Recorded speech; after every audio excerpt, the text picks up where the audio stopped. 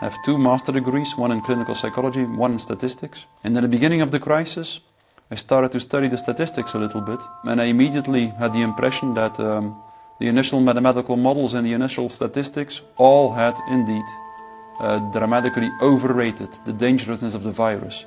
That was the moment when I started to think how it was possible that an entire society and an entire population was in the grip of a narrative which in many respects was blatantly wrong or absurd.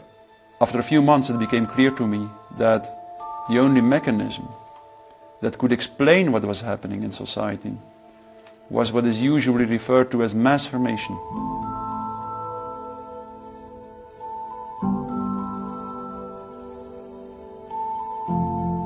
I wear a mask when I'm outside all the time. I even run with a mask on.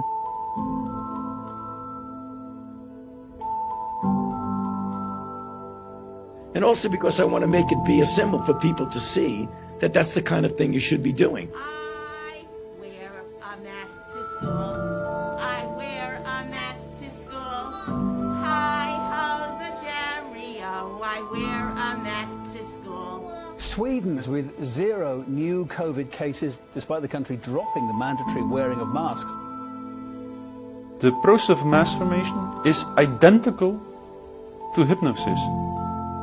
An individual that is in the grip of a process of mass formation typically becomes radically blind for everything that goes against the narratives where the masses or the group believes in. They seem to have lost all interest in the things that were important to them before the mass formation started, which make them radically willing to self-sacrifice, to sacrifice themselves for the collective. Obviously, you don't like to tell people what to do, but sometimes for the good of society, that's necessary. They become radically intolerant for dissonant voices.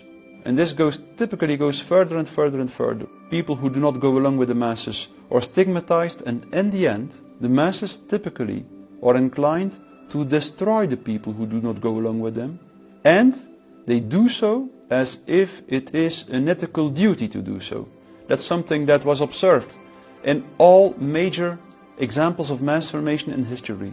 Whether we are talking about the Crusades or the witch hunts or the French Revolution or the Soviet Union or Nazi Germany, in all the major mass formations, we notice the same end point of the process, namely the tendency to commit cruelties, usually to destroy the people who do not go along with the masses, and that it is exactly that what makes the process so dangerous. This is becoming a pandemic of the unvaccinated.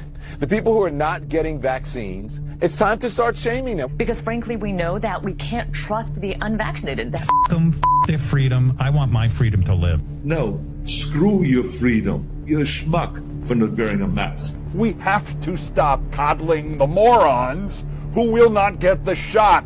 Shame on you. No mask, get out! Put on your mask or get off. Put your fucking mask on! Put your mask on! I want to go a little bit deeper into the idea that COVID gave people meaning. What gives meaning to the masses and to the individuals that are in the mass formation is just the collective heroic battle with the object of anxiety. A mass formation typically emerges in a society when very specific conditions are met. First and for all, the most central condition is a major part of the population needs to feel lonely. That's crucial. Breaking news, stay at home. That is the order tonight. We must enact an immediate stay-at-home order. We're going to go visit Mom. I'm going to bring the home family to see Mom. No. We all need to stay home. Stay at home. Stay home. Stay home. Stay inside. Stop socializing. That's starting to take a toll. It's understandable. But we can't afford to stop now. Go home and stay home. Once people feel disconnected from their environment, they will typically start to experience a lack of meaning making in life.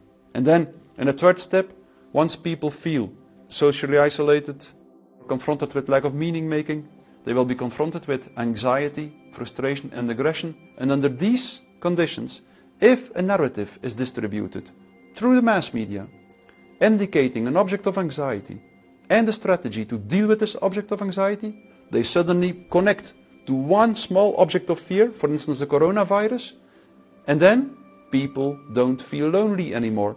They feel connected again. But the new kind of social bond is highly problematic, just because the bond is never between individuals. It's always a social bond between individuals and the collective, through which an individual shows that its own individual interests are less important than the collective interests. You are not doing this for yourself. It's so you don't kill other people. You don't take it for yourself, you take it for your family.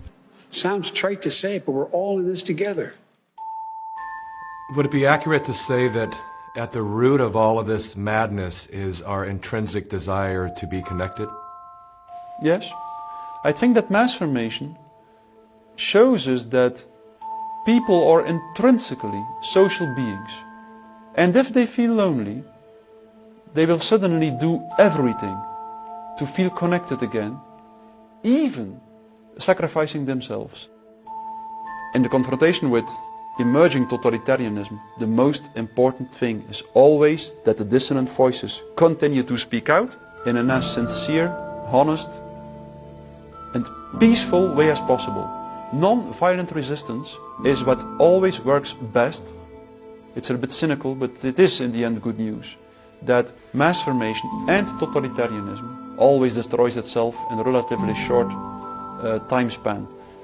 If the people who do not go along with the system continue to speak out, they will succeed.